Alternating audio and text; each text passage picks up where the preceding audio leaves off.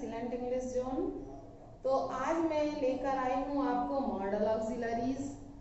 तो model auxiliaries से पहले हमने प्राइमरी ऑक्सिलरीज को कंप्लीट किया है और उनको डिटेल से पढ़ा है।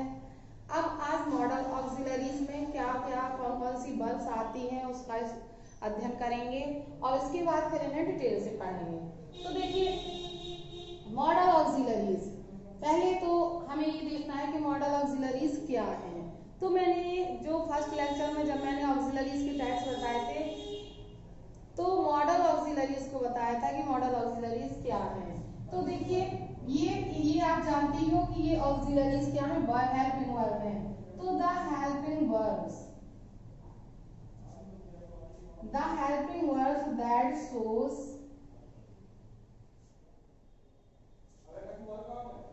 the mood and manner to do work।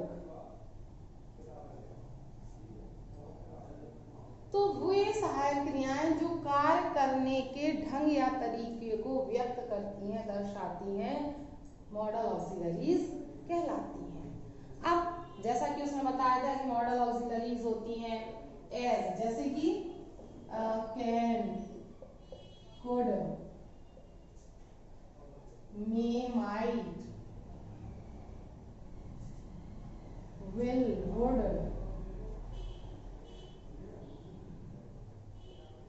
shall, should, etc. बहुत सारी हैं जो मैंने उसमें बताई थी। अभी मैं यहाँ पर बोर्ड पे सारी बता दूंगी, डिफाइन कर दूंगी। तो देखिए जैसे ये जो कैन है,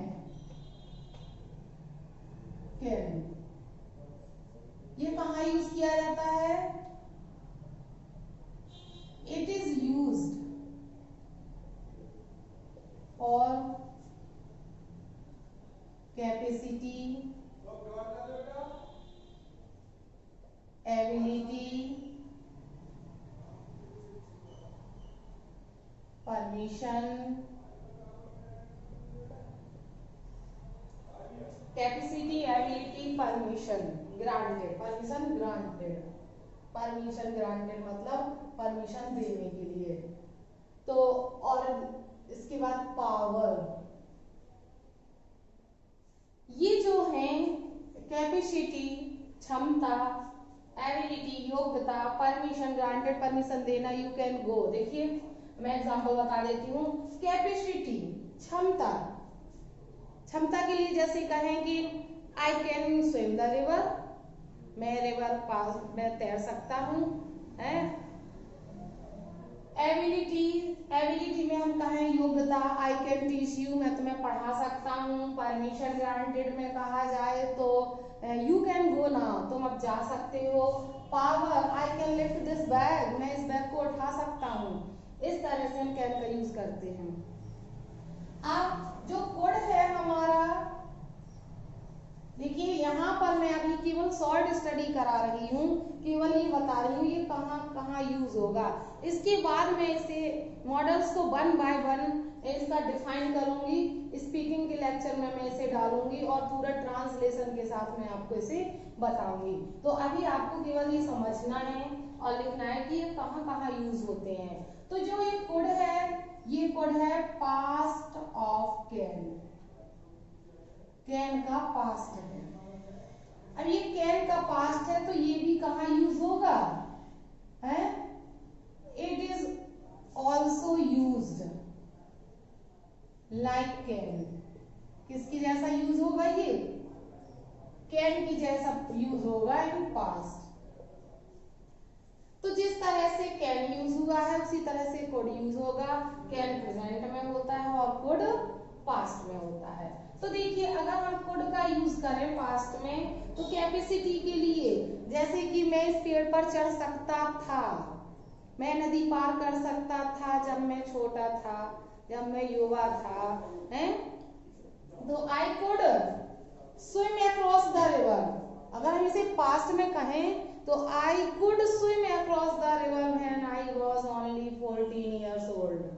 जब मैं केवल 14 साल का था तब मैं नदी को पार कर सकता था, तो कैन की जगह कुड आ जाएगा। अगर केवल इतना सा सेंटेंस होता कि मैं नदी पार कर सकता हूँ, I can swim across the river, तो कैन आ जाएगा। तो सिंपली जहां जहां कैन आता है वहां पास्ट में कुड आ जाएगा। लेकिन यहाँ पर एक चीज और आती है स्पेशली कि पोलाइट रिक्वेस्ट, मेन है इसकी polite request in present. Present में जो पोलाइट रिक्वेस्ट होती है उसमें भी हम कुड का यूज करते हैं। हम किसी से कहेंगे कि क्या आप मुझे अपनी किताब उधार दे सकते हो, could you lend me your book. इस तरह से क्या आप मुझे स्कूल का रास्ता बता सकते हो, could you tell me the way to school. इस तरह से कुड का यूज हो जाएगा। अब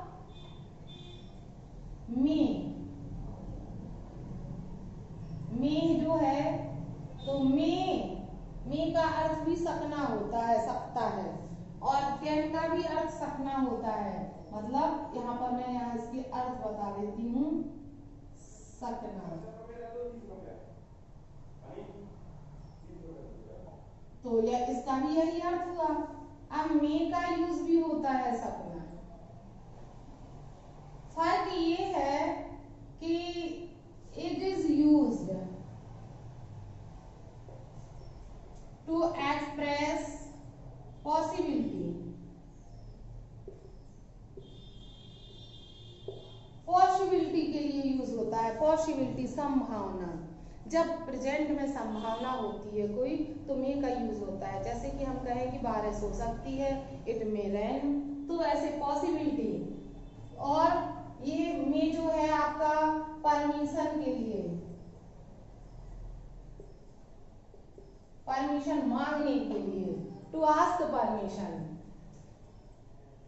आस्क के लिए, ठीक है। परमिशन मांगने के लिए मे यूज होता है। आप सभी बोलते हो मे आई कम इन, मे आई गो टू, इस तरह से हम मे का यूज करते हैं। तो ये इसी तरह से मे का यूज इसमें भी किया जाता है, इसमें किया जाता है परमिशन आस्किंग में और पॉसिबिलिटी के लिए। तो सबसे इंपॉर्टेंट हमारा है एक्सप्रेसिंग पॉसिबिलिटी। इसके साथ साथ है विशिंग है, कर्स है, ये इस तरह से ऑप्टेटिव सेंटेंस, मतलब किस टेंस में, ऑप्टेटिव सेंटेंस जो है हमारा, उसमें भी हम मे का यूज करते हैं।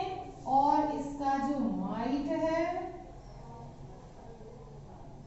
इस मीन्स भी सकना होता है, तो ये है पास्ट ऑफ मे। किसका पास्ट है, मे का पास्ट है, तो पास्ट का में माइट होता है, तो ये भी इसी तरह से यूज होगा। और देखिए इसका जो हमारा एक्सप्रेस पॉसिबिलिटी, जो प्रेजेंट में पॉसिबिलिटी एक्सप्रेस करेंगे तो मे, पास्ट में एक्सप्रेस करेंगे तो माइट हो जाएगा। परमिशन तो केवल मे में ही रहेगा, विशिंग कर्स ये सब मे में रहेंगे। और केवल देखिए पर्पस इन पास्ट, पास्ट में कोई पर्पस हो, उद्देश्य हो, जैसे कि he worked hard so that he might pass, उसने कठिन परिश्रम किया, क्या पर्पस था, पास होना, तो he might pass, so that he might pass, ताकि वो पास हो सके। तो सो दैट के साथ में माइट का यूज होता है। तो ये पास्ट है, माइट का, मे का पास्ट है, मे की तरह यूज होगा। और पर्पस इन पास्ट, ये पर्पस इन प्रेजेंट भी हो जाता है, यहाँ पर भी पर्पस आ जाएगा, जो किसमें होगा, इन प्रेजेंट में होगा। ये प्रेजेंट का पर्पस हो गया, तो ये मे और माइट होगा, ठीक है। स्ट्रॉन्ग पॉसिबिलिटी इसी में आ जाती है, पॉसिबिलिटी लिखाई है ऊपर। अब देखते हैं हम विल या सेल इन फ्यूचर टेंस किस में यूज होंगे, in future tense. Will shall किस में यूज होते हैं, फ्यूचर में, सभी जानते हैं। किसके साथ कौन कौन से होते हैं, आई वी के साथ सेल होता है, और अदर्स के साथ विल यूज होता है। लेकिन ये चेंज हो जाते हैं, जो विल है वो आई वी के साथ, मतलब यहाँ पर ये दोनों सहायिकाएं चेंज हो जाती हैं, आई वी के साथ विल आ जाता है और अदर के साथ सेल आ जाता है। कब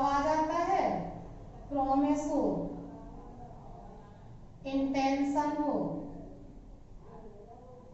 प्रॉमिस हो, वादा हो, इंटेंशन, इरादा हो, फर्म डिटर्मिनेशन, फर्म डिटर्मिनेशन हो, और थ्रेटनिंग हो, धमकी हो, धमकी हो। देखिए वैसे तो हम सिंपली विल शैल का यूज फ्यूचर टेंस में करते हैं, आई वी के साथ शैल आता है, अदर के साथ विल आता है, लेकिन जब प्रॉमिस, इंटेंशन, वादा, इरादा, फर्म डिटर्मिनेशन, दृढ़ निश्चय और थ्रेटनिंग, धमकी आ जाती है तो अपोजिट हो जाती है, आई वी के साथ विल हो जाती है, बाकी के साथ शैल हो जाती है। जैसे कि अगर कहें कि क्या तुम बाजार जाओगे तो will you go to market, अगर कह दें कि मैं तुम्हें पीटूंगा तो आई शैल नहीं आएगा, फिर आएगा I will go to, I will beat you, ना कि आई शैल बीट यू। तो इस तरह से इसका यूज है हमारा। इसके जो वुड और शुड हैं ये डिफरेंट है। देखिए would, would past of will, will का पास्ट है, वुड विल का पास्ट है, तो इनडायरेक्ट स्पीच में तो वो पास्ट में यूज हो जाएगा, विल का वुड हो जाएगा। लेकिन यहाँ पर जो है पोलाइट रिक्वेस्ट के लिए यूज होता है। पोलाइट रिक्वेस्ट इन प्रेजेंट, किस टेंस में? प्रेजेंट में, वर्तमान में जो विनम्र निवेदन है उसके लिए हम विल शैल का यूज करेंगे। इसके sorry polite request in present के लिए वुड का यूज करेंगे। और हैपनिंग, हैपनिंग इन पास्ट, जो पास्ट की हैपनिंग है, घटनाएं, तो पास्ट की घटनाएं और हैबिट्स, इन सभी के लिए भी हम वर्ड का यूज करते हैं।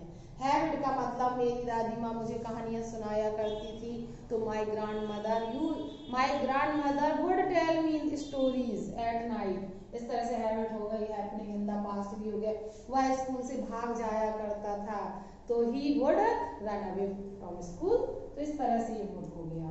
और अब आते हैं हम शुड पर। तो जो हमारा शुड है, शुड मीन्स होता है चाहिए। देखिए यहाँ पर मैं बहुत ही इंपॉर्टेंट 3 चीजें बता देती हूँ। यहाँ पर वुड हो, शुड हो गया, और हमारा मस्ट हो गया, और ought to हो गया, ought to, must, ought to। तो should, must, ought to ये तीनों जो हैं, ये तीनों मीन्स चाहिए होता है, लेकिन तीनों अलग अलग तरह से यूज होते हैं। जो should है वो हमारा सिंपली एडवाइस के लिए यूज होता है, और प्रोबेबिलिटी के लिए यूज होगा, संभावना के लिए यूज हो जाएगा, और सजेशन, सुझाव के लिए यूज हो जाएगा। तो इस तरह से एडवाइस, प्रोबेबिलिटी, सजेशन के लिए हमारा शुड यूज हो जाए। हम किसी को एडवाइस देते हैं, सलाह देते हैं कि हमें सुबह जल्दी उठना चाहिए, we should get up early in the morning, हमें दिन में 2 बार ब्रश करना चाहिए, we should brush our teeth twice in a day. तो इस तरह से एडवाइस हो गई। और प्रोबेबिलिटी, संभावना, उसे अब तक आ जाना चाहिए, तो he should come at now, तो या यट। प्रोबेबिलिटी हो गई। सजेशन भी वही होता है कि हमें अब चलना चाहिए, we should go now, suggestion हो गया।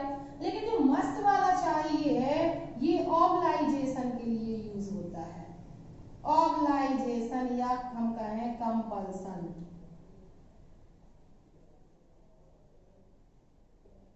कंपल्सन के लिए, बाध्यता के लिए, ऑब्लाइजेशन या कंपल्सन एक ही चीज होती है, मजबूरी या बाध्यता के लिए। और हम स्ट्रॉन्ग प्रोबेबिलिटी भी कह सकते हैं, स्ट्रॉन्ग प्रोबेबिलिटी। तो देखिए स्ट्रॉन्ग प्रोबेबिलिटी, तीव्र संभावना, जैसे कि हमने देखा किसी को और बिल्कुल डाउट नहीं, बिल्कुल क्लियर हो गया, संभावना हो गई कि वो जरूर ही कोई डकैत होगा, ही मस्ट बी अ डकैत, हम इस तरह से यूज करेंगे स्ट्रॉन्ग प्रोबेबिलिटी के लिए। ठीक है, तो ऑब्लाइजेशन का जो एग्जाम्पल मैं कहूँ, ऑब्लाइजेशन होती है बाध्यता, और बाध्यता में आ जाते हैं क्या, जैसे कि हम कहें कि हमें सुबह से स्कूल, मुझे 9 बजे स्कूल जाना पड़ता है, मुझे 9 बजे, या हम सिंपल सी सेंटेंस, सिंपल लैंग्वेज में कहें कि हमें समय से स्कूल जाना चाहिए, तो क्या है हमारी, समय से स्कूल जाना बाध्यता है, तो यहाँ पर वी शुड नहीं लगाएंगे, वी मस्ट लगाएंगे, we must go to school in time. Compulsion भी बाध्यता, हमें अपने टैक्स भरने चाहिए, तो शुड नहीं आएगा, मस्ट आएगा, we must pay our taxes. Strong probability का मैंने बता ही दिया है। अब ought to, जो ought to है वो है हमारा मोरल ड्यूटी। देखिए ड्यूटी सभी में आ जाएंगी, इसमें भी ड्यूटी आ जाएगी, इसमें भी ड्यूटी आ जाएगी, लेकिन ये ऐसे एडवाइस में आ जाएगी ड्यूटी, मोरल ड्यूटी, नैतिक कर्तव्य, यहाँ पर सोशल ड्यूटी भी कह सकते हैं, इसको सोशल ड्यूटी भी कह सकते हैं, सामाजिक कर्तव्य या नैतिक कर्तव्य।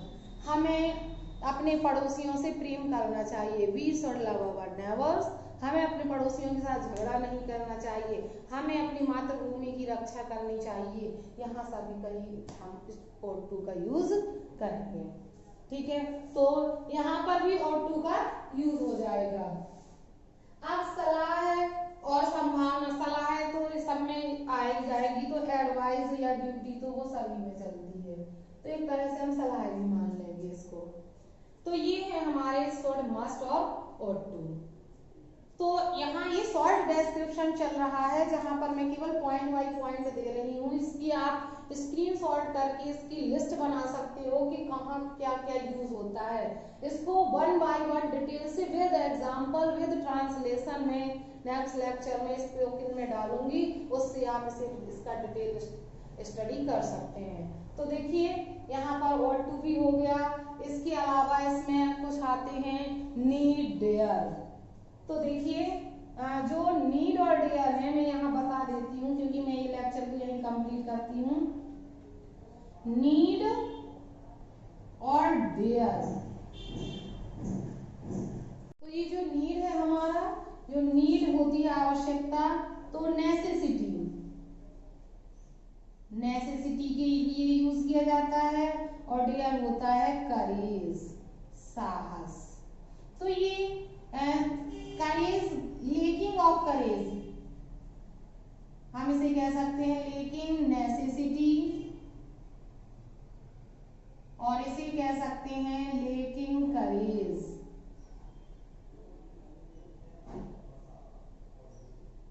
तो देखिए जैसे लेकिंग नेसेसिटी, आवश्यकता की कमी, किसी आवश्यकता की जो कमी हो हमारे पास, जैसे कि मुझे पेन की आवश्यकता है, तो मतलब मुझे पेन की कमी है, I need a pen. Dare साहस, हाउ डेयर यू, तो मैं ऐसा साहस, how dare you to touch my box, how dare you to enter my room, तो साहस। तो यहाँ पर नेसेसिटी और करेज के लिए नीड और डेयर यूज किए जाते हैं। तो देखिए ये तो यहाँ पर मैंने शॉर्ट डिस्क्रिप्शन दे दिया है आपको, इससे आप एक लिस्ट भी बना सकते हो और इसको इसकी पॉइंट बाय पॉइंट भी समझ सकते हो। आप इसकी डिटेल स्टडी करने के लिए नेक्स्ट लेक्चर में मिलते हैं। आज के लिए इतना ही, नेक्स्ट लेक्चर में मिलेंगे हम स्पोकन के साथ। Thank you.